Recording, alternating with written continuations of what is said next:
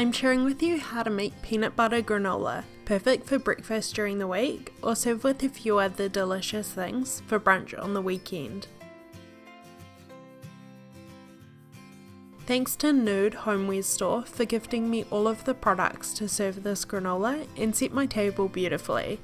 They have such a lovely range of serveware plus homeware and decor, and you can find a link in the description if you would like any of the pieces on my table.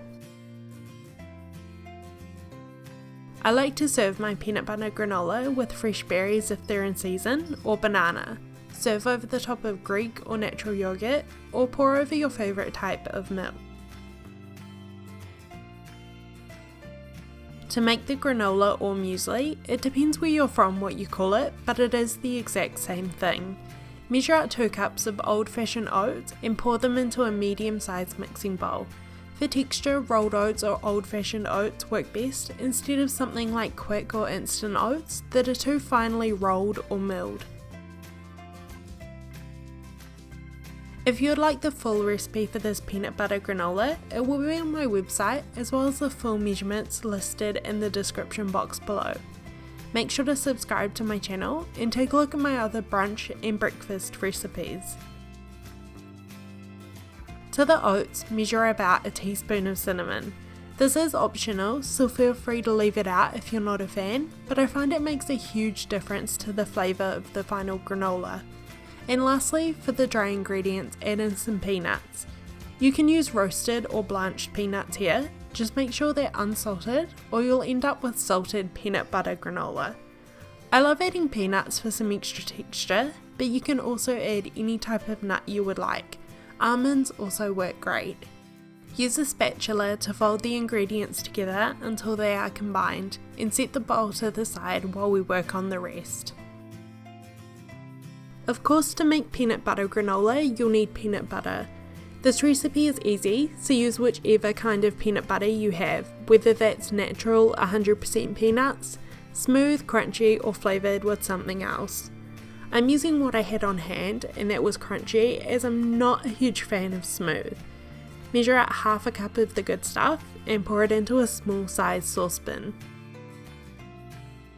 Let me know in the comments below what your favourite thing to eat for breakfast or brunch on the weekend is. Savoury or sweet? There are so much more options for sweet, but I'm usually someone who goes for savoury. To the peanut butter, we'll need honey or maple syrup for sweetness, and also to help the granola stick together. Honey gives a great flavour, but maple syrup works just as well if you would prefer to use that. Measure out 1/3 of the cup and add to the saucepan with the peanut butter, and lastly a touch of vanilla for flavour. Usually when making granola, you would also need some type of oil, but this contains peanut butter and there is already oil in that, so we don't need to add anything extra.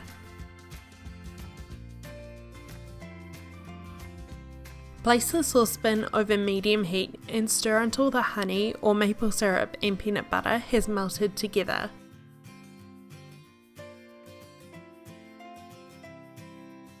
Pour the mixture over the oats, stir until fully combined with a spatula. This may take a minute or so, but make sure everything is combined and there are no dry patches.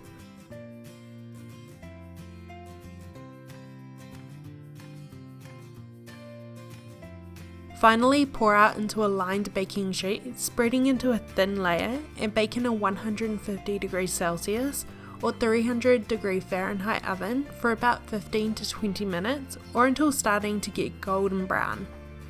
This granola is baked at quite a low heat or else it will burn. Trust me, I've had this happen, so make sure you keep an eye on it.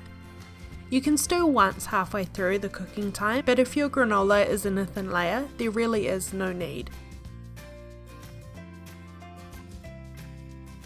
Leave it to cool completely before breaking up.